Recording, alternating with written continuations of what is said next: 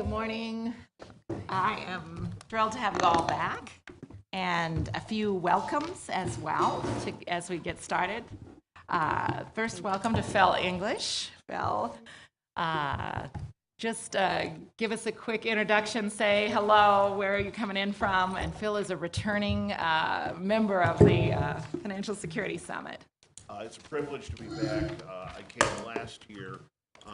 My background is I had worked previously on the Hill, collaborated very closely with Mr. Neal, whom you heard from earlier, and particularly on things like auto IRA. I'm currently with Aaron Fox and co-chairman of the government relations. Great. And I also have a welcome to someone who's not quite in the room yet, David Walker, who I don't see yet. Maybe one of my team can invite him in. David got in last night. And I seem to be very mic'd today. And also a big, big, big welcome to Janet Murguia. Janet, welcome aboard. We are thrilled to have you here. She doesn't seem to have any altitude issues, so it's great. That's a wonderful thing for a morning speaker. So when we thought about this summit, and we actually questioned whether we should do it a second time. And we got a good push from our friends at Prudential to say, yep, go again. And but we thought one of the things we really wanted to highlight was really something we didn't cover as much last year, and which is really the subject of this morning, which is really America's changing demographics, really the core issues of mobility, allowing the next generation to do better. And it felt to us that that was really such a core theme of financial security. If we all had to close our eyes and say, what do we really want? We'd really want our next generation to do better than us. That seems so core to the American dream. And I saw Janet Murguia conveniently at a summit she did in Washington with Mark Morial. And I said, I want you to come to Aspen. And it was cold, and it was November or something like that. She said, I'd like to come, and I'm sure your staff did not want you to fly out in the middle of the immigration debate and a week before your own conference, but she persevered, cut through, and I'm just thrilled to have you here. Thank you. Janet we're gonna also welcome Robert Rabin to the panel. Robert is not only one of the smartest pundits in Washington, but he is also my personal rabbi, and the person who's taught me more about how to move change in this city and in our country. So, Robert, I welcome you, and thank you for being here. Thank you so much. It's really a delight and a treat to be here. I do want to send a special thank you to you and your incredible staff. Just everything, the logistics and the support and the attention to detail is really very, very special, and I know it comes from your caretaking personality. So thank you for that. We have a very important topic. Many of you are extremely familiar with it. I will spare you the statistical details, which are achingly and numbingly familiar, the disparities among African Americans, Hispanics, and whites on a whole range of economic issues in this country. And I know that a great deal of you are personally and professionally committed to worrying about the issue. So we really appreciate the opportunity to have this conversation and to see where it goes. And I am excited and honored and delighted to be able to guide. I will follow Susan and Rana's incredible lead. One of the most talented women I've ever met. I've known Janet for a long time and have had the honor of watching her rise to a level of leadership which the nation needs. She is the fearless leader of La Raza. She followed a fearless leader at La Raza and has done an amazing job of bringing the attention of the nation to the issues that Hispanics face, the challenges, the opportunities, the contributions that we make to the United States. And I'm just so delighted that you took the time to come here and share your knowledge. So I'll tick through it extremely quickly. Not that it's not important, but I think that the vast majority of you already know what I'm about to say. Just by one measure, median net worth, the disparities among Americans is quite stark. The latest best estimates are that white households literally have 10 times the median net worth of blacks and roughly 8 times that of Hispanics. The latest economic crisis hit particularly hard in black and Latino communities, in some important measure because of housing. And the collapse of the housing market was particularly concentrated in Florida, California, Nevada, Arizona, which you also know are very dense concentrations of Latinos. We are more likely to have subprime loans. We are less likely to have bank accounts. We're less likely to have strong credit scores. We are, according to the FDIC, we are 3 times more likely than whites to be unbanked or underbanked. Our reliance on Social Security as the only or principal source of income for seniors and the disabled is almost off the charts. It's a crucial, crucial safety net for Black and Brown America. I'm going to stop there so I don't cause all of you to have too early of a drink this morning. On that cheery note, Janet, there's a great deal of attention paid to changing demographics generally. There doesn't seem to be much or enough attention paid to that question in the context of financial security and retirement and what changing demographics means for financial security retirement for Latinos and Blacks. Can you talk a little bit about the impact of demographics on this issue?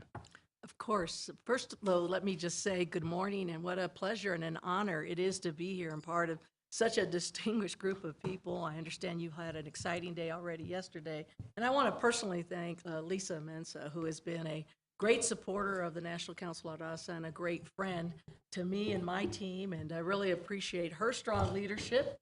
In fact, as attractive an offer as it was to come here, it really was Lisa's persistence and determination, the dog with the bone type of imagery that I think is to her credit, and I mean that in the highest sense of praise. And I do also appreciate my good friend Robert Raven taking time to guide me through this discussion. So it's a pleasure to be here with you all.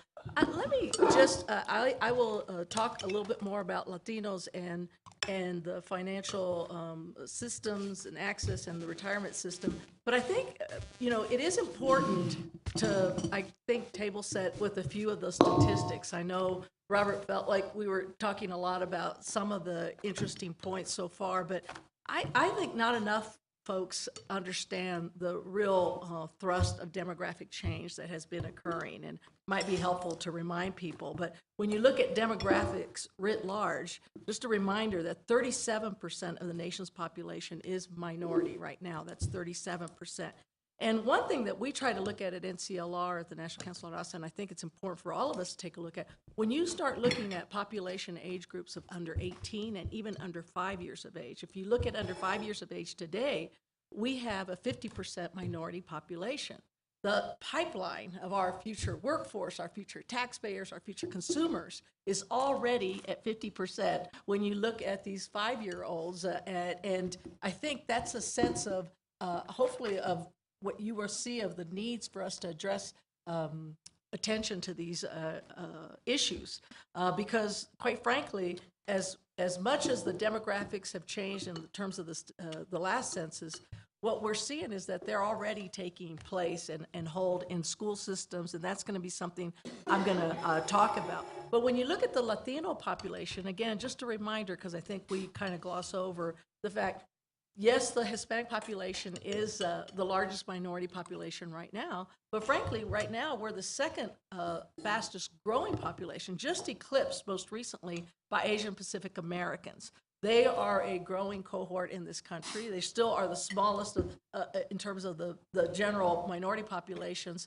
But I think it's important to keep in mind that when we look at the Latino population, obviously, we also are keeping in mind the needs of communities of colors and others who are disadvantaged. And in fact, it's one of the reasons why we have partnered with the Urban League and with national Asian Pacific American organizations on a number of issues in this space in particular. So for us, when you look at, though, the Latino population, we are right now 1 in every 6 Americans, and I think that's really important. But again, when you look at the population under 18 years of age, we are 1 in 4. And the implications of that for our economy obviously are very enormous. Currently, we are 1 in 6 workers today, but we will be 1 in 3 workers by 2050 and 1 in 4 by 2035. So, we are America's future workforce, and Hispanic children today are going to be supporting a lot of us tomorrow. And I think you all fundamentally understand that. But I think it is important to know, as Robert mentioned, that we, in many respects, Latinos and African Americans were especially hit hard by the recession. But one thing to note in particular is that we were also in more precarious positions to begin with when the economic downturn began, and that's also true for African Americans. But we do face the higher levels of unemployment. Right now, Hispanics are at 9.1% are out of work, and that's compared to 13.7% of blacks. And as Robert mentioned, the housing crisis did disproportionately affect us, and we did lose wealth among Latinos. In fact, the Urban Institute has estimated that Latinos lost 44% of their wealth between 2007 and 2010, more than either African Americans or whites. African Americans lost 31% of their wealth. So there is obviously a gap here. And over the course of our past as an organization at NCLR, I think it's fair to say we looked at the community and we talked about the importance of engaging them in workforce needs and looking at programs and policies around workforce and raising the minimum wage. But then it became strikingly clear that we needed to focus on wealth building and asset building for our community. And that's why for more than a decade now, we've invested in looking at policies that would help us address these issues, because we're very aware of the fact that our community is quite vulnerable when you look at their economic status and their economic security for the long term in the future. If we don't make policy changes today that will help make the right investments on that front. And when it comes to retirement security and challenges, we also know that we as a community rely more on Social Security as a single source of income than any other community in this country. So for us, obviously, we are very invested in making sure that our social insurance system is strong, but also in providing retirement savings options in the private market. And I know you heard a little bit about that from Senator De Leon yesterday. I think his initiative is something that we have been very strongly supportive of. It's something that we think can be a model, not just in California, but providing those incentives for individuals to take contributions, maybe up to 3%, get them managed by a credible authority, and encouraging that kind of savings is something we absolutely need to do if we're going to be dealing with these issues of economic security over the long term. So one area where NCLR particularly invested in terms of wealth building was actually in home ownership. We understood that building assets was something that was going to be incredibly important. We know that even as we look into the future, and as hard hit as we were by the foreclosure crisis, Hispanics stand to be one of every 2 first-time home buyers by 2020. That's true right now, regardless of any other major demographic changes, and I'll talk about more about that, the impacts of immigration reform. So we want to make sure as families get ready to purchase their homes, we understood how important it was for them to be equipped with good, important information. And we saw that as an entree to also making sure that we were getting them financial information that they might not otherwise get. It wasn't just about purchasing the homes, but it was actually getting them information about opening bank accounts and using that as an entree into getting them into the mainstream financial systems. And that program that we've had around home ownership counseling for Hispanics is over a decade old now. And I can tell you that we have put hundreds of thousands of Latino families into their first-time homes. And for us, that's been an important way to start that model. And what we have learned is that homeownership counseling system, which has been HUD certified, it's run through our network of community-based organizations, affiliates on the ground that have now grown the trust of these families, which, as we know, is a very important part of that process, to have a trusted space where they can go and get information and walk them through the process and help them navigate through the system. We've learned that now, if we use that same type of approach with giving guidance to folks around financial counseling, that we'll be able to also help them enter more into the financial mainstream and get them better informed about being banked as opposed to unbanked. And that's one of the things that challenges that affected our community. So we've got some deep challenges because the fact of the matter is there's still too many in our community who are unbanked. And we did a study in California most recently in the last few months. And obviously, we were very interested in knowing what are some of the important aspects for folks to really feel like they can feel that they can take the steps to move forward and become banked. And I know that was the topic of Susan's panel yesterday, and I heard a lot about the feedback from that. But for us, surprisingly enough, the outcome of that discussion and that research showed that if we passed immigration reform, that would be singularly the most important step we could take to help encourage folks to come forward and feel comfortable about being banked. There's just too much anxiety in our community around sharing any kind of information and feeling vulnerable around that type of information. And for us, that's been an important lesson point, and we want to make sure we're applying that as we move forward. It's also one of the reasons why we're working so hard, one of many reasons, on immigration reform. But that's a little bit of the landscape around our Latino community and some of the challenges and opportunities around the financial systems. Thank you very much. So a couple things. I think there are probably more policy issues that we care about that you're working on, and I'll invite you to think about talking about those, or maybe Eric, who is one of the big cheeses at La Raza and really responsible for a lot of the policy work, may pipe in. You'll recall that our form is to put your cards up if you want to ask a question. Also, we're on the record. You're on the record. Taped and on the record. Tell I'm from Washington. Back on the record. Tell us a little bit more about, let's go into immigration reform. There's an enormous amount of conversation and hope or expectation or fear about what immigration reform will look like. Sketch out a little bit more, if you can, about the relationship between immigration and economic security, financial security. It's the whole range of things. You touched on access to banking and status helping you obviously feel more comfortable entering into the banking system. But what else is going on? What are the numbers? What's the impact? What are we fighting for? Well, I think many folks have heard that first and foremost, what we do know and what the Congressional Budget Office has stated unequivocally is that passing and the approval of comprehensive immigration reform would be a boon to our economy and would actually reduce the deficit by nearly $1 trillion.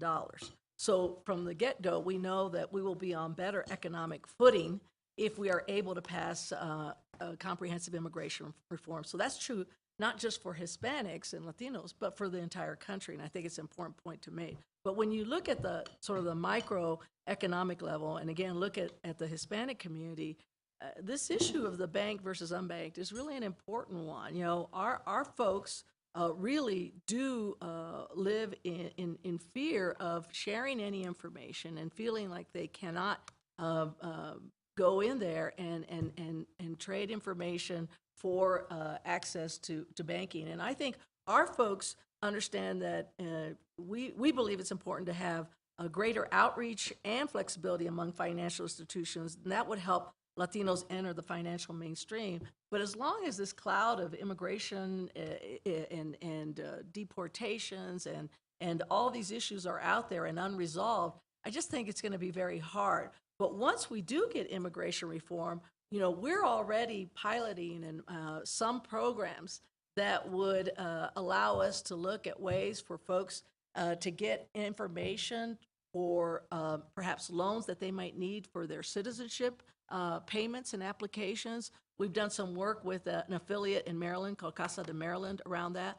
But I think one of the other pilots that we've done, and we've done, I think, an important pilot with Bank of America and with Citi, to just engage not just immigrants, but Hispanics in general around a process, and we piloted in 4 states. And I think, Eric, you can chime in here if I'm getting this wrong. But basically, we're using a pretty large cohort of folks to really test out how can we better ensure that folks will feel that they can go to these banks and feel like they have access to security information and be comfortable giving that information, and talk to them and educate them about fees and what they need to be aware of. It's part of this whole effort to take our housing counselors and really make them more engaged around financial literacy, but all aspects of navigating the financial system. And I think if we have an opportunity to expand on that, particularly post-immigration reform, but we're actually already exploring that today, I think that that would create a big opportunity for us to see those assets and actual folks feeling that they can take their, their savings and create these accounts that we know are going to be better for them and help them better their economic status.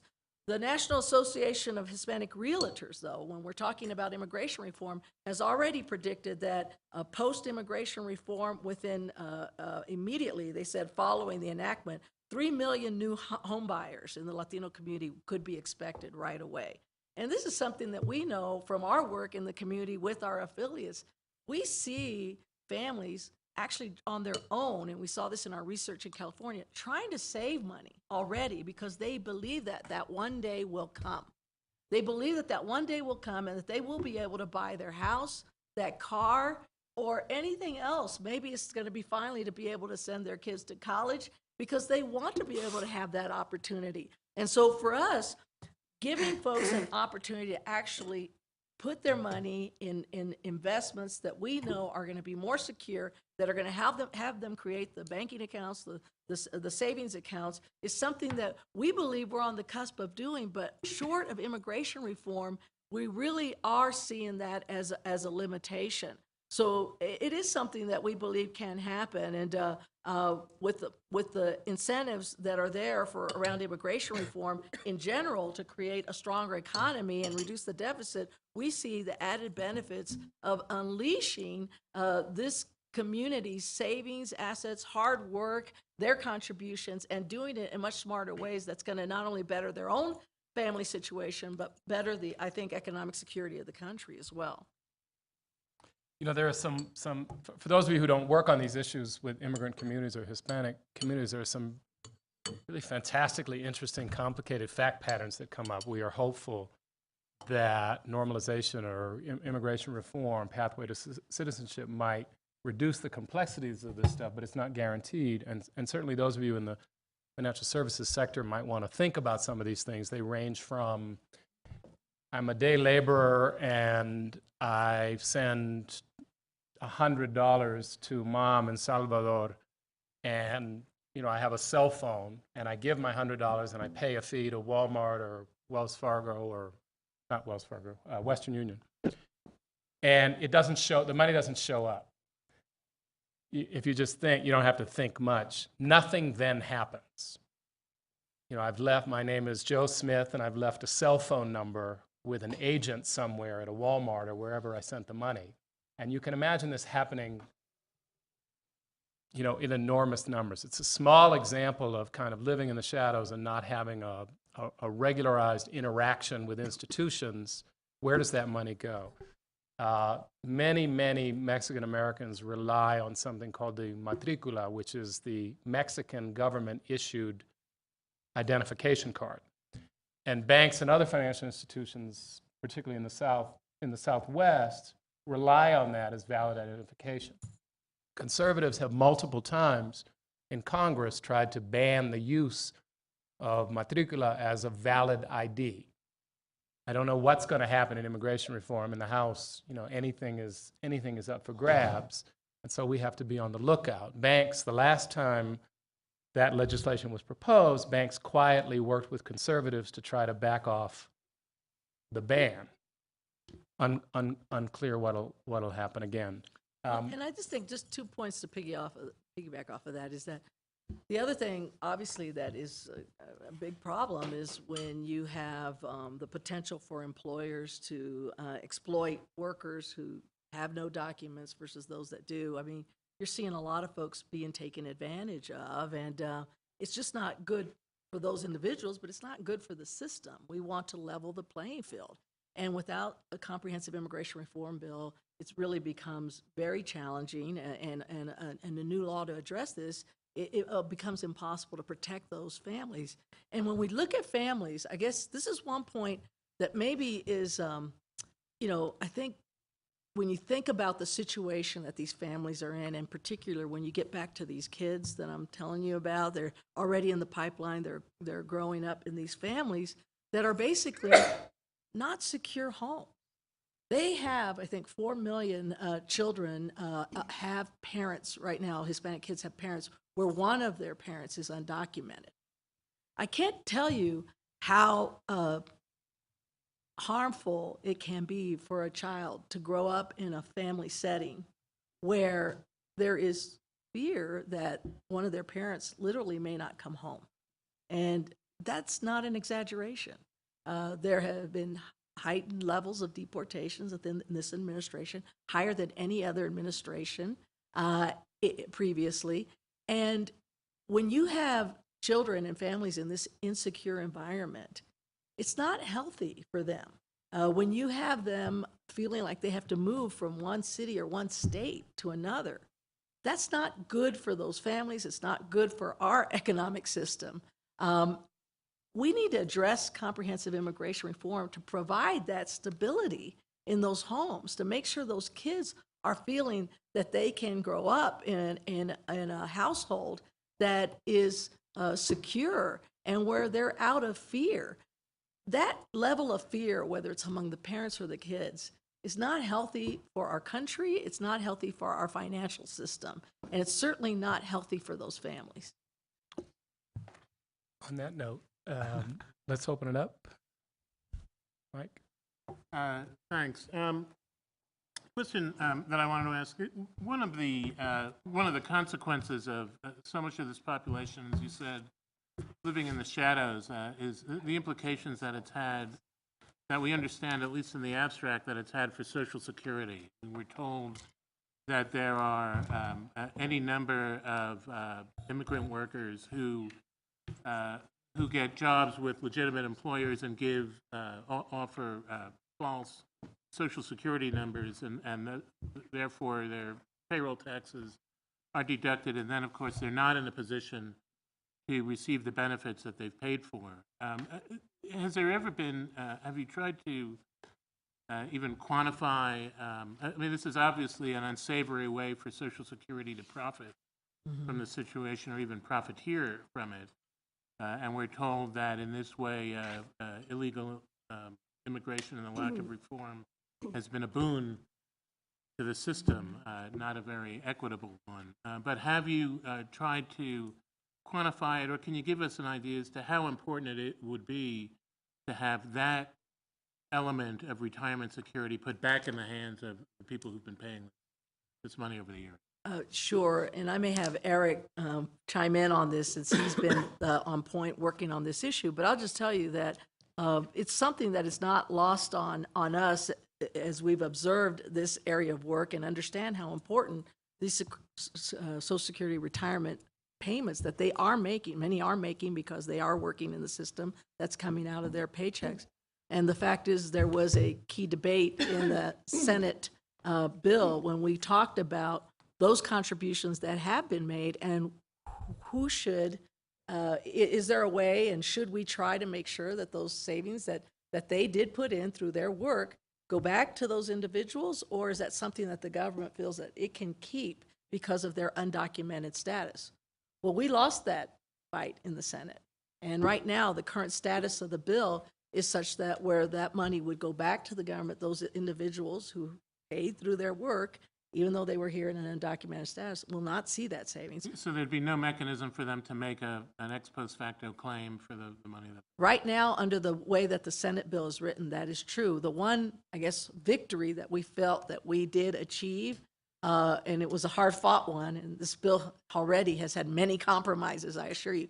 But that one point that we just talked about is a very tough loss for us in our community because of all the things that I just talked about. The fact that our community's already in the hole when it came to the recession, when it came to the foreclosure crisis, we were disproportionately affected. And now people are going back and taking that funding and saying, nope, still not anything that you can hang on to. You're going to have to start from ground zero and start all over again, which is fine. We'll take it. We're taking that. We're going to take that to the House, and we'll see what we can do.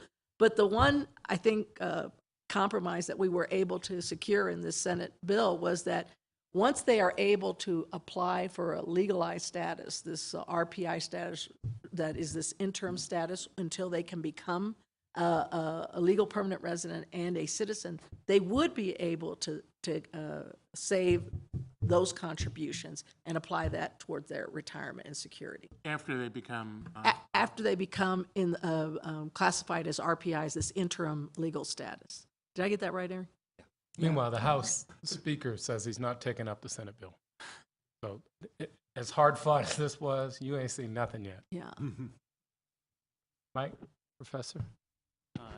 Yeah, I wonder if you could talk a little bit, just picking up on this point about the politics in the House and what your strategy might be to wind your way through the House and get out and hopefully get to conference and get in a better place. Is there a path there that is a plausible path?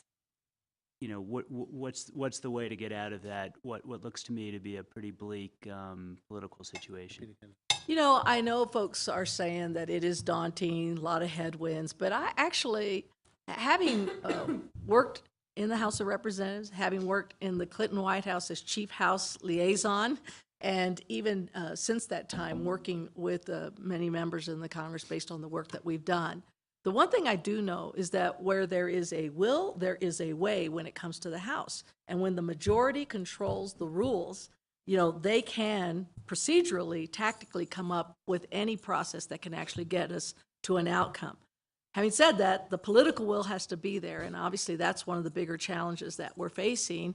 And I think it's really difficult to know for sure, but I'm optimistic that the House will see that that inaction is not an answer. I just believe that there's too much political, the stakes are too high politically for them when it comes to the presidential politics. I know a lot of folks don't care about that who are in the Congress, but the other thing that encourages me as well is that we know that this issue is a galvanizing issue for Latinos. It proved to be so in the last election. It will continue to be so. If not, it will even grow more intense in the next election. But the one thing that I take great comfort in is the fact that it's just not important just to Latinos. We have a broad, strong coalition of evangelicals, of business leaders, conservatives, progressives, labor. I mean, there is a broad spectrum out there that is really supporting this. And those folks in those districts, member districts, who may not have the 10% Hispanic population that would be compelling, these other voices are going to be compelling, I think. And we can't put enough pressure on folks to do something, I think. I do believe they'll probably end up doing 2 or 3, mostly enforcement-oriented bills. Maybe there'll be a STEM or something along the lines of a high-tech bill. I think if we can get 2 or 3, I know Cantor talked about 5. I don't know that we'll see a citizenship bill or a legalization bill come out of the House. But even if we got those 2 or 3 and conference them in the Senate, I think that there's a strong feeling that there could be a viable outcome of a conference that then they could vote on in an up or down way that would not require, hopefully, a majority of the majority. And I do believe that the Speaker Boehner is saying a lot of things right now, understanding that he's still got to get a sense of his caucus. And we know there's a big meeting on Wednesday where they're going to be talking about that. I feel that because of the fact that they cannot have this issue die at their doorstep and know that they will not be competitive nationally. And I know that that's not important to some, maybe a smaller contingency, a very strong and powerful contingency, but I feel like they will understand ultimately the leadership will have to do something that will create an option for us to see a vote on this at some point. And I think that that will happen before the end of this year. That's just my take on it. Just from the Department of Technocrat, because we get to work with Janet on this. I think a strategic difference this time around is the manifestation and deployment of evangelical leaders who are proving to be both caring, assertive, smart, and hopefully effective. And so seeing the Southern Baptist Convention and the National Association of Evangelicals and many, many, many, many deeply conservative white religious leaders in South Carolina, in Texas, in the Central Valley in California, doing radio ads and doing rallies is a significant difference this time around from the last time. We'll see what effect it has. Mr. Walker? Is this on now? Yes. Okay, thank you. I enjoyed your remarks and several things. First, there's absolutely no question that we need comprehensive immigration reform for a lot of reasons, including many of the things that you talked about. From a political standpoint, I would respectfully suggest that it's much less of an issue for 2014 than it is 2016, because there's only about 35 to 45 swing seats in the House of Representatives, and so they're not as, rightly or wrongly, they're not as concerned about it for 2014. And I think you're right that they're probably going to do some piecemeal things this year. But if you really want comprehensive immigration reform, which we need for a lot of reasons, I would respectfully suggest that there's two things that need to get focused on to a much greater extent than they have so far. Number one, the difference between a pathway to legal status and a pathway to citizenship. That is a very fundamental difference that can bring people out of the shadows, that can allow them to stay here. But what is the difference with regard to the bar to become a citizen versus having legal status? And I think that is going to be critical to getting the House on board, and I don't think there's been nearly enough focus on that, okay? Secondly, what is the immigration policy going to be going forward?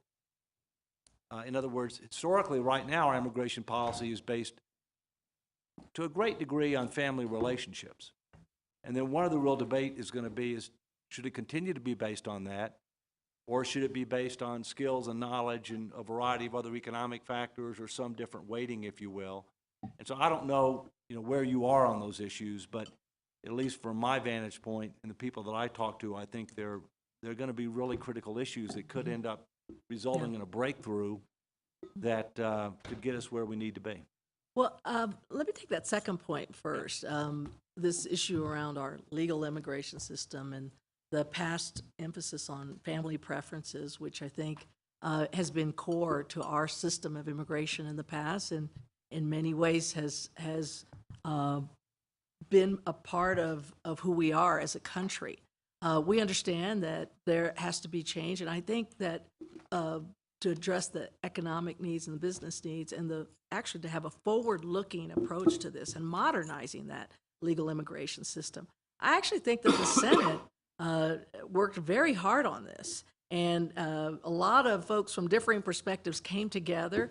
There were hard-fought compromises in that bill because there had been a priority on family preferences, and they actually removed a category for siblings, which was very painful for many of us who believe in a strong family unit, and culturally that is at the core of what has driven so many immigrant families in terms of their economic contributions. So that was a very tough, difficult compromise that we had to take. But I also understand that when you can get the chamber and the AFL-CIO to agree on what should be a system, what should be the key factors in a system as you look at the future flow of workers, which is really key, because one of the reasons I think people felt like the last reform was not as effective was because we just acted like everything would stop once that bill was done. Well, it's not going to stop. We have to look at what our country's economic needs are going to be sector by sector and be able to make some common sense decisions.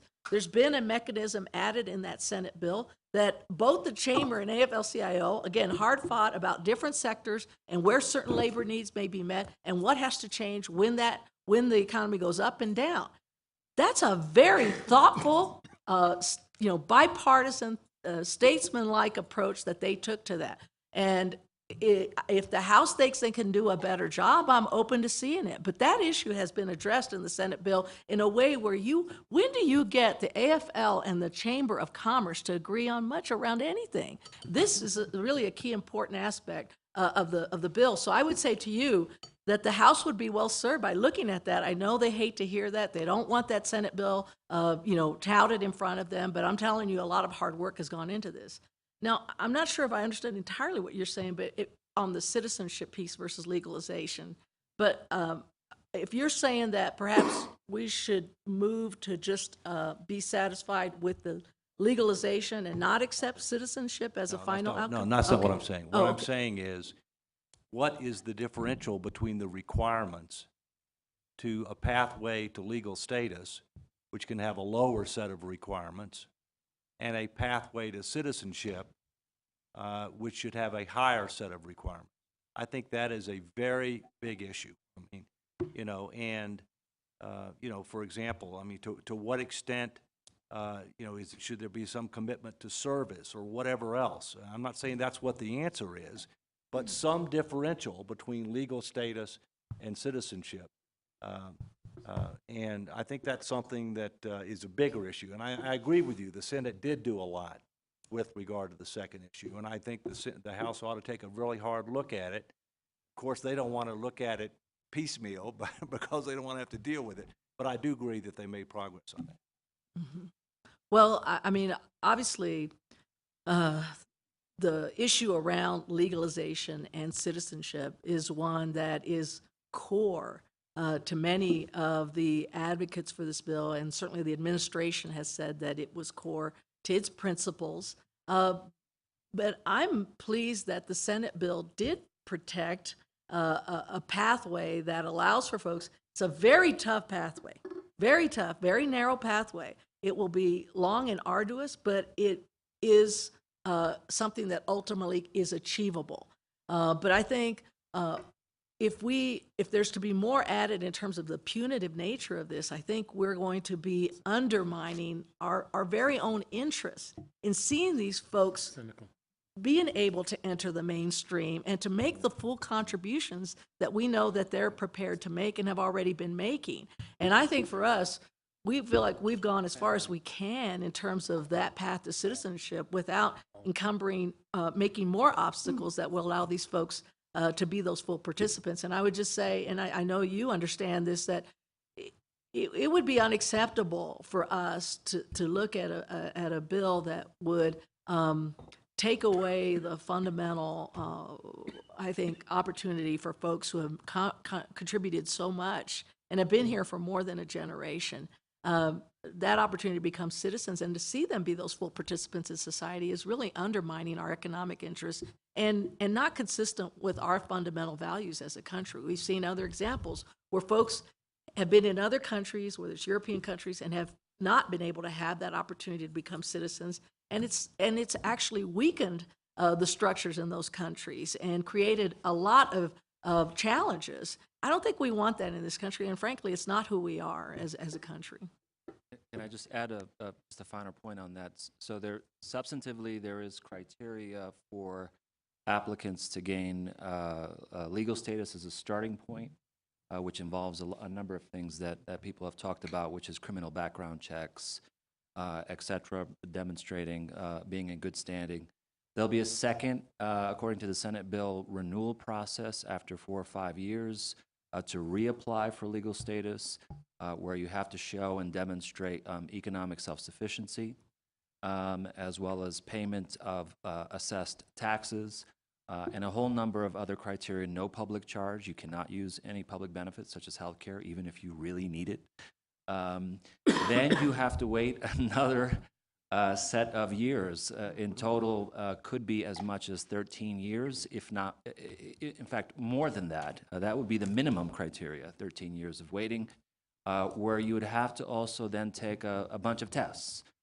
Civics, education, language tests, continue to demonstrate all of the same sets of things in terms of criteria and being in good standing, no public charge after that period. And and this is voluntary at that point, so if you can't pass those tests, then you'll continue in some kind of status, but it's not clear what that would look like and for how long.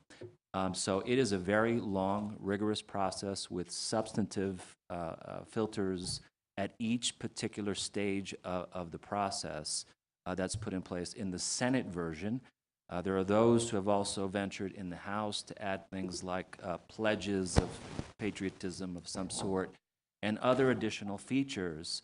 I think getting to this very question about making sure that there is a hard difference between legal status and citizenship, I think our feeling is it's there. I think the question is whether politically people believe it's enough.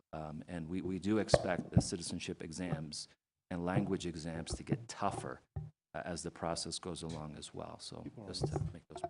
I have always lacked Eric and Janet's diplomacy gene.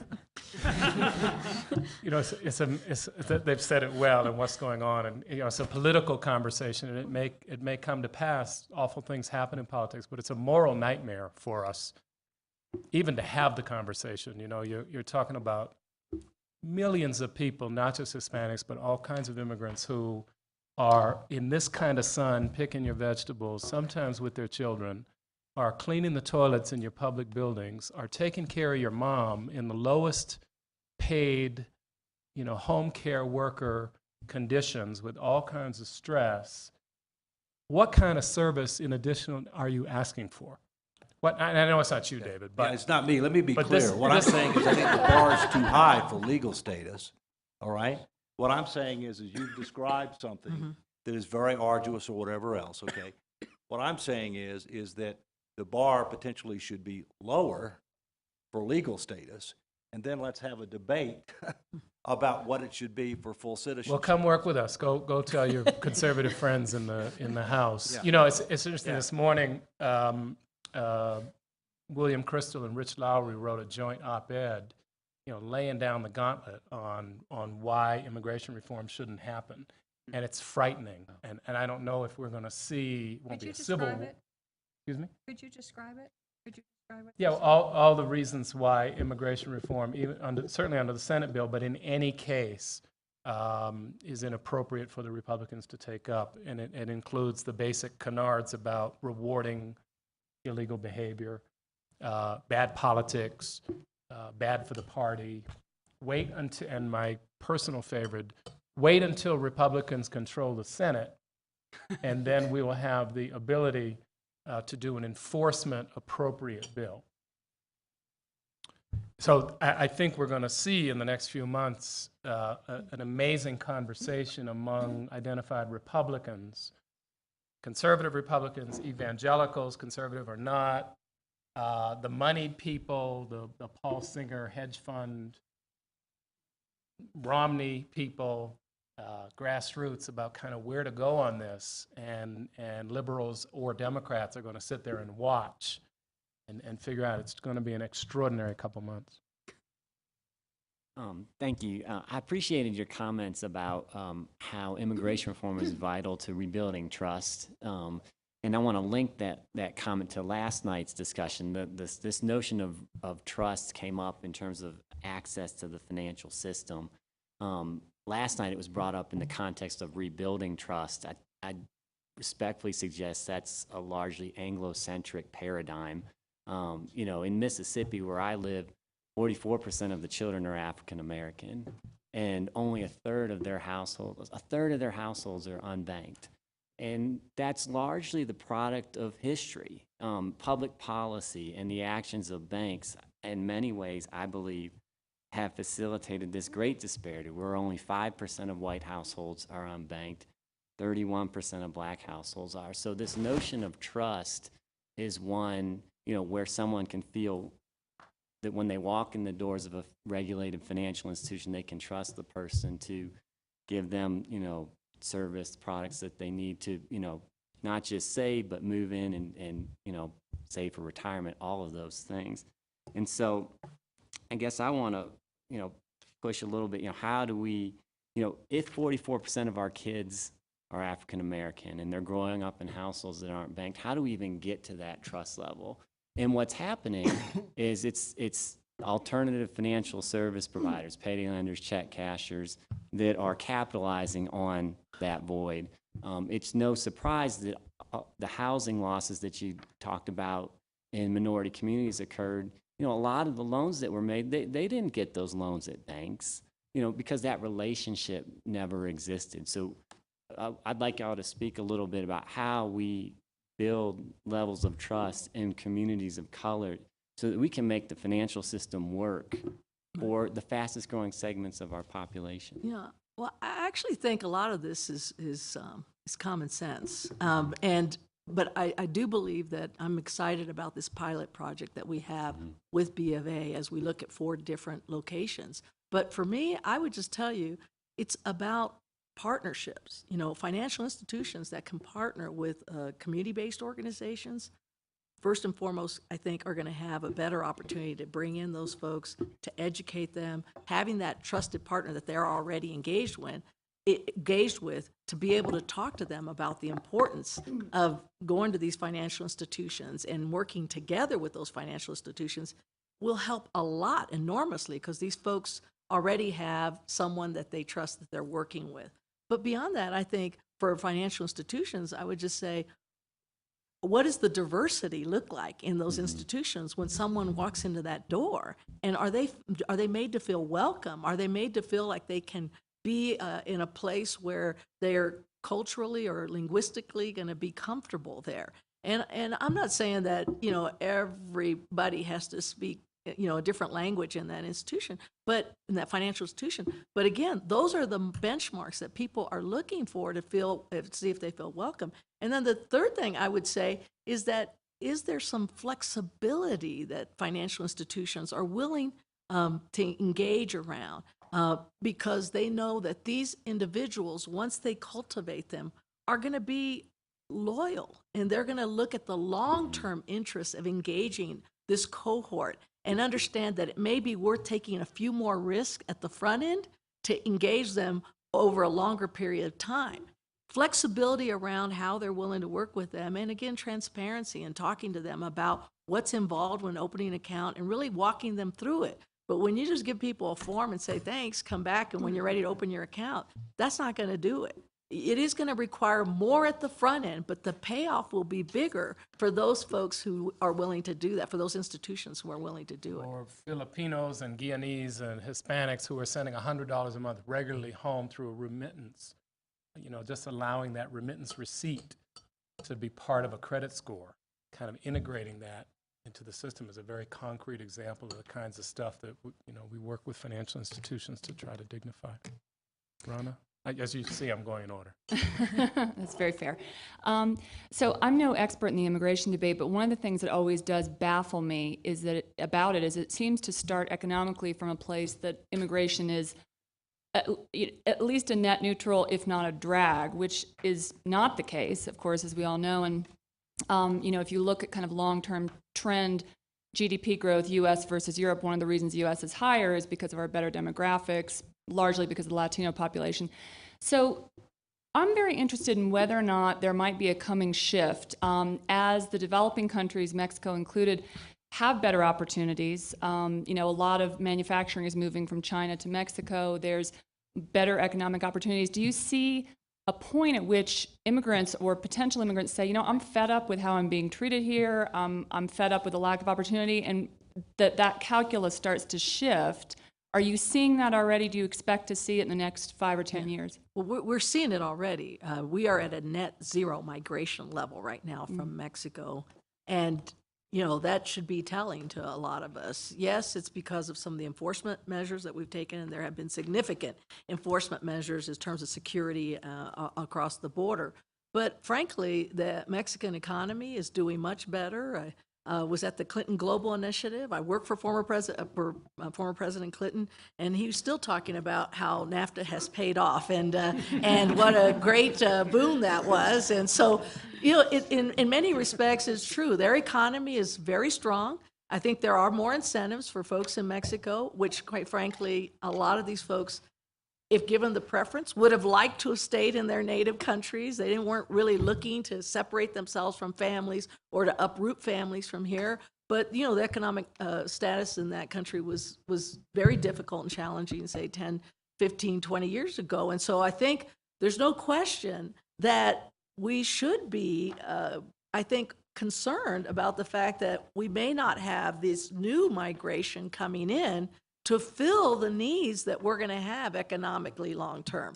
And I would also say that we're not doing enough right now to invest in that pipeline that I talked about going back to 5 years old, because we know, and I'm going to make my pitch on this even though it's not directly related to this, but we know those kids are going to be our future workers in 15, 20 years, right? And if we're not making the right investments, even when it comes to early childhood education, which we know is a key indicator for how well these kids are going to do in school, if we're not making investments in that right now, knowing that they are going to be such a critical part of our workforce and that is a benchmark for their attainment and success, we're not being smart about how we're engaging even now where we can. Obviously, we've got to reconcile a lot of other issues as we do that, but I can't stress enough the sense of urgency that I feel around this pipeline of children that are already in the system coming through that are going to be our future backbone of our economy. And if we're not doing everything we can to make sure they're as competitive and able to engage in the jobs that we're going to need now, we're missing an incredible opportunity that affects our own self-interest as a country and as Americans, not just these kids, as a cohort of Latino kids. So, and when you look at these cohort of children of color, that makes a big difference. We're not going to see necessarily this infusion of immigrants and migration that we've seen as long as those economies are doing well. And I think we need to think about what are we doing to invest in our own workforce and to make sure we're being competitive. And can we start now, not only making those right investments, but I get a little frustrated, quite frankly, when it comes to the private sector and companies who are willing to engage in advocacy around tax credits that are going to benefit their companies in the long run, but aren't willing to maybe take that extra bold step to advocate more for their future workforce needs now, and maybe take a bolder step and talk about why it's important to invest in early childhood education or other educational initiatives. Are there any companies you know of that actually are doing progressive things in that way, or any sectors that are kind of with the program? Yeah, let me think. Eric? You mean on education reform? Or just, particular? yeah, in Companies general. that kind of get what you just said. Yeah, Is there, Yeah, we'll need to get back to you. well, I think a lot of them will say, oh, that's great, but not a lot of them will be on the record to go out there and write a member of Congress or a senator saying, we support early childhood education advocacy. Well, I'll tell you what, the one company that comes to mind around education is State Farm and Ed Rust at State Farm. And I know there are others, but Ed Rust at State Farm has made a really strong case around education, has put himself out there and the company out there in a lot of different ways. And I think that, that's been very helpful. I think other companies are doing other things. And frankly, I want to just be clear about this. They're not our only partner. But I give B of A, Bank of America, a lot of credit for piloting these other programs with us to see what kind of research we can find as we want to get more access to banking services for our companies, for our community in there. There are some that are willing to sort of lean in on these issues. And we had a few CEOs who came out in support of immigration reform. Believe it or not, that's a big deal. Yes, we have the chamber support, but for individual company CEOs like Verizon and AT&T to come out and say, and I think Walmart at one point came out early on that too, to say that they support comprehensive immigration reform is very helpful. And I know that can tend to raise red flags for some of these companies and in their government affairs office saying that's political. But I think we have to be able to start talking to people about what's political, but what's also in our own best interest and in those companies' bottom line best interest if they're willing to take a slightly longer view and not only be willing to make investments in that themselves, but to advocate for some of these investments to be made. And, it will require being a little bolder, but it's going to be necessary if we're going to be prepared for the future and for these young people who are going to be coming out and needing to compete and finding the right jobs that they can fill for us to be competitive economically. Maureen? Yeah, so I just want to extend, I think, your education conversation a little further up the age spectrum. Okay. Because, when we think about Latino communities and lots of low-income communities, and we have this narrative that the way for people to move up is to get education, to get better skills. And, and I think the immigration reform bill is kind of an example of the way we say that, but we don't invest in really opportunities that people actually could acquire skills. So it didn't seem to me that there was much in there, for example, even on the English language requirement. Well, how do we make opportunities for people to learn English language in a way that satisfies the requirement? Part of that, there's 40 some odd billion for border security, but is there anything for meeting some of the other requirements? And I know some of your affiliates do really good work in terms of working with low-income adults and helping them do this. But is there any sort of broader conversation on not how do we go acquire skills from someplace else, but how do we build skills within the workforce we have? Because similar to children, sort of adults in their 20s, 30s are our future workforce for the next good number of years, and they're people that we're going to be relying a lot on as well, and we need them not to just support themselves, but to be able to support those children that they're caring for as well. Yeah. And I guess the final thing I would say about the sort of shift from family to skill focus is, as we think about also, the family is such a critical support structure, and sort of the worker is not the worker in isolation; they're part of a family. Right. And I just wonder if that conversation doesn't need to be a little bit more nuanced when we think about we're requiring somebody to perform a job, but they're also a citizen and a participant and a consumer and all of these other things. And I don't know if there's any opportunity to sort of have a more nuanced conversation about that. So those. We have 8 minutes and 4 questions. If it's okay with you, not to overburden you, I'm going to get a couple more questions out and then rely on your incredible skill to answer them all. If that's okay, Susan. Sure. I sort of have a quick question, which is, I'm encouraged to hear about the pilot program with B of A and Citi, and I'm just wondering if you've gotten to the place with them yet where they're actually bringing you into the product development process to say, we understand, documented or no, immigrants do have some other different kinds of needs like the remittances, and have they kind of engaged with you on that level yet? Yes. We've got a lot of discussions going on product development, not just for immigrants, but for Hispanics in general. And I give a lot of credit to these folks, and it puts us in a unique position, quite frankly, and I want to be really clear and transparent about it.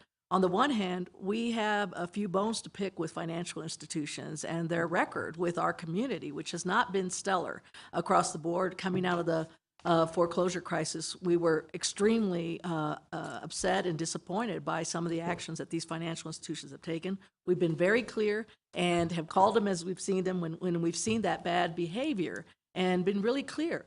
On the other hand, I give credit to these institutions knowing that they've taken those hits, and we've been very clear about where we stand on that, to reach out to us when they say, well, how can we fix some of this? What can we do differently? And I think it's incumbent upon us as a national organization representing the interests of our community to engage them and be willing to sit down with them and say, this is what we have learned through our research. And frankly, we could do more research. Will you help us do that? And we'll learn together, and we'll figure out how these products can be best put together and best delivered to this community. And there's more of that going on. Obviously, not enough, But I think that there's real potential to do more of that as we move forward. And I answered this out of question, maybe. Turn. So, just a quick comment having to do with Mike's actually original comment, and then a question. The comment had to be with Social Security. We have a study coming out, I think, in very few days, that I think proves that Hispanics on net redistribute to whites within Social Security. It's a complex issue. Social Security has a lot of progressive features, a lot of regressive features. But the bottom line, the very simple takeaway, is whites are primarily in the windfall generations, which is the early generations, and the Hispanic or immigrant communities are in the low return immigrant generations in the future. So whatever else people may argue about redistributions within the larger transfer system in Social Security, Hispanics are transferers rather than transferees. The question, which is a little bit in your area, Robert, I know of concern, is are there behavioral or cultural differences that we should be addressing in going to this saving issue? And the example I'll give is from a study we did recently. It was with a sample that's not full, so I don't know if it's complete, but it looked to us like looking at the Great Recession. Hispanics were basically buying and then selling, because they lost out, at twice the rate of whites. So they were really into the home buying issue, which fits in with your thesis, Janet. If we could solve some of this immigration debate, that could be a real spur to the economy. Mm-hmm. Blacks, on the other hand, were buying and selling at what looked to be half the rate of whites, perhaps for other reasons. Perhaps they're in rental communities, or it's just not part of as much part of the tradition.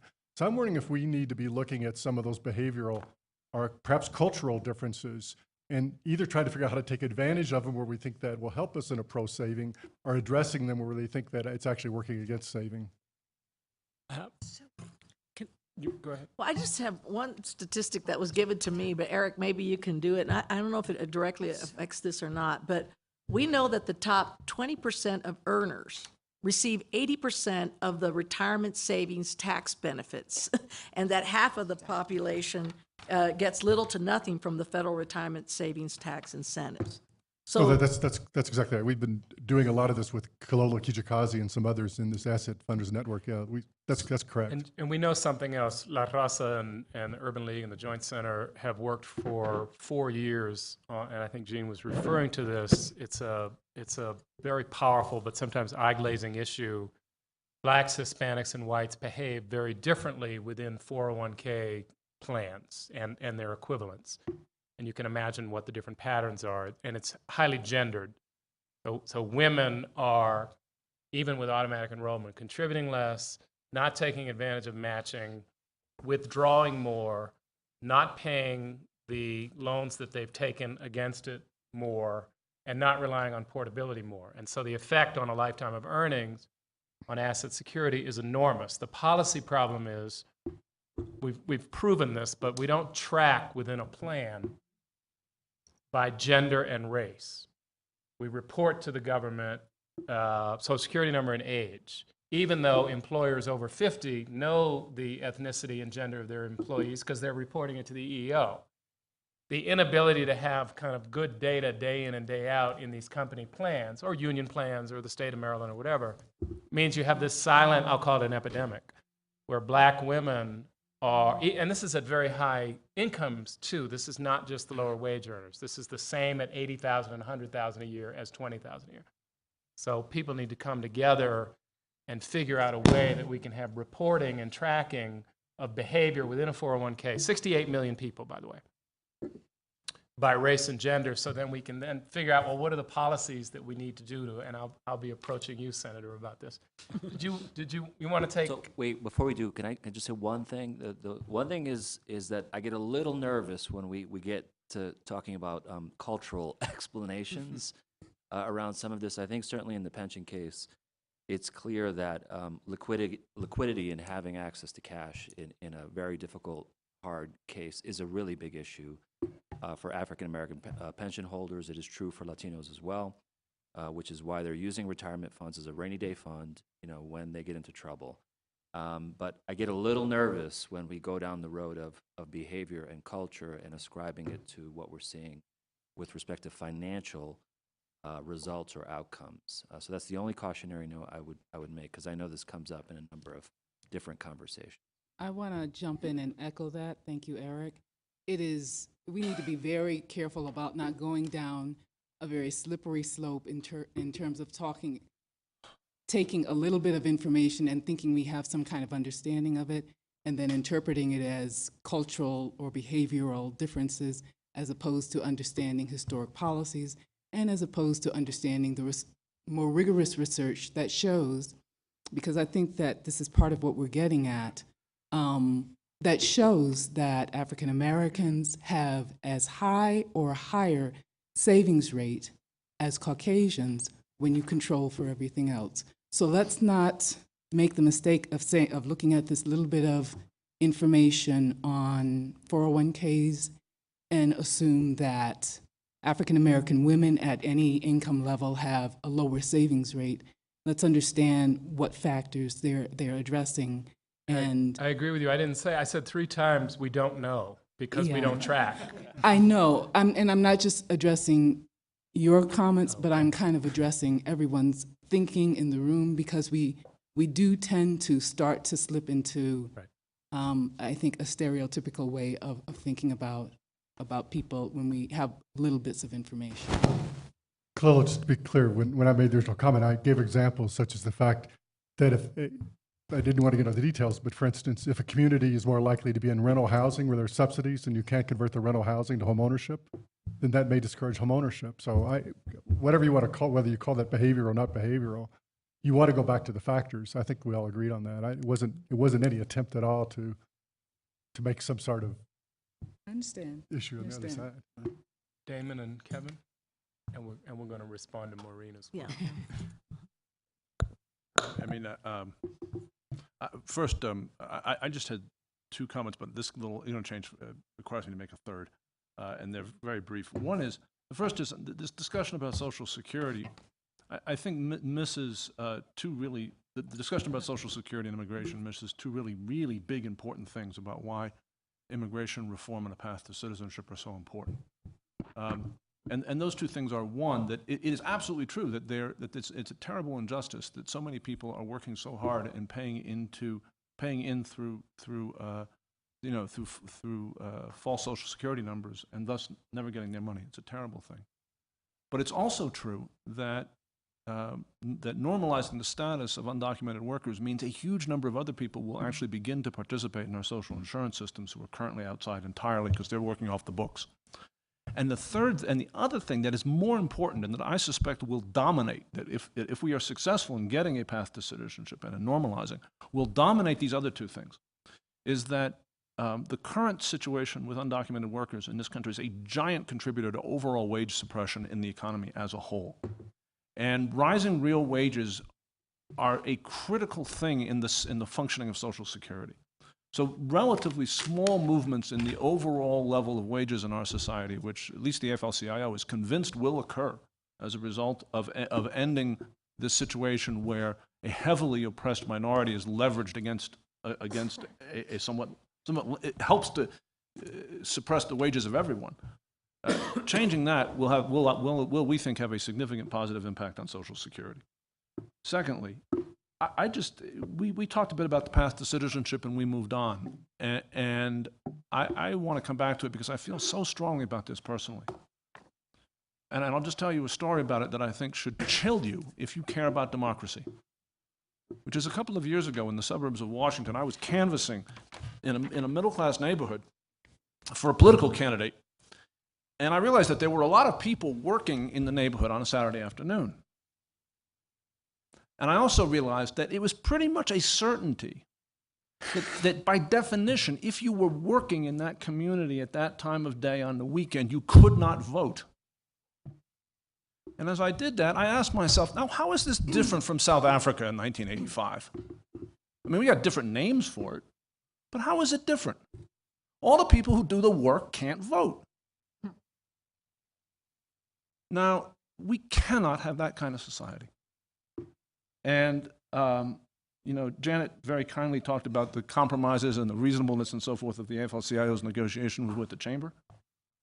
I hope that these 2 remarks give you some sense of why, right? Why we were able to make that deal and why it was so important to make it. And I will just conclude the comment I want to make here. This brief discussion we had about culture and race and so forth and savings and all that. I just keep thinking about in relation to this two things. One is something that the president of the AFL-CIO is obsessed by and will cite at on every occasion where he gets to speak publicly about the state of equality in America. And I apologize, I had a sort of family issue I had to deal with. So I don't know, Janet, you may have raised these numbers in your formal remarks.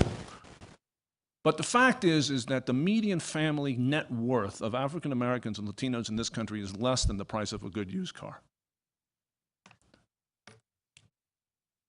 You know, that's net worth. And this number has fell dramatically. And it fell dramatically because generations of people who had everything going against them, who had built up home equity, had it all taken away from them. By equity stripping and by the context of the bubble bursting. And I've walked those neighborhoods in some parts of this country, and I can tell you, these were neighborhoods where everybody owned a home, and now they don't. Right? Damon, I'm going to get fired from this volunteer position that's if we all don't I have wrap to up. say. That's all I have to say about this. Kevin? Thank you. Just first, I just want to say thank you, Janet, and thank you, Eric, for your advocacy and what you do for all Americans in Washington, D.C. when you advocate for the variety of issues, whether it's building assets, whether it's home ownership, whether it's financial literacy, and in this last case, the immigration reform. You know, and so thank you very much. A couple things, just really quickly. I know the last grade, and I consider it great because I know that my family was personally very touched by it. Immigration reform we had was under the tutelage of then Republican President Ronald Reagan. And a Democratic-controlled Congress as well as Senate, but it was a bipartisan package that moved forward. And, you know, I thought it was a very successful program in terms of the legalization component and the naturalization component. Where it failed, obviously, was the execution part of the employer sanctions to sort of curtail further flows of undocumented immigration to the United States. And for whatever reasons, the administration failed to execute that part, whether it was under pressure, great pressure by business or agribusiness, but I always viewed it as a success. The fact that in Washington, D.C., we're actually even having the debate whether it's legal permanent residency or U.S. citizenship I'm beside myself. You know, the fact that we could have potentially, if in fact we do get a legal residency program, and they set the bar so high, it's almost set up for failure, that we'd have a two-tier, you know, society of second-class citizens is beyond me. And I know this is not largely, the arithmetic is arithmetic, and whether it's H-1 visas, you know, from getting someone from Singapore or Shanghai or Bangalore, you know, India to be a computer science engineer or software engineer in Silicon Valley or elsewhere. I get the whole skills debate issue, but the fabric of this society, this amazing mosaic that we call the United States of America, is founded on family unification and the sanctity of family. That's a really Republican value, too, is the cohesiveness of families. You know, the fact that these pernicious amendments have been moved forward, splitting the fabric of families together. In California, I authored a measure, 1064. They've adopted it in language in the Congress right now, which is, because of the deportations, the highest of its kind, even of any Republican administration. This is the highest of its kind. It's factual. We have U.S.-born children who have lived very good, secure, cohesive lives, even if they're part of the lower economic strata. And now they have been forced to live in foster care programs. And many of these children abused, raped in some instances. And the only crime was that one of their parents or both were illegal in the country.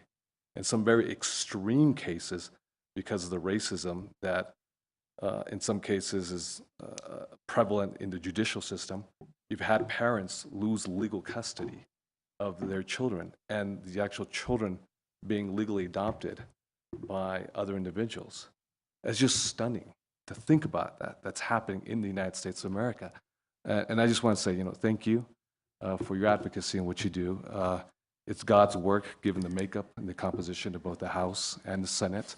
I feel that it is what it is that came out of the Senate, you know, and I understand that, but I just want to thank you because immigrants, whether you're Irish, whether you're Canadian, and I know we have a ton of Canadian illegal immigrants in California, and we have a ton of Irish illegal immigrants, you know.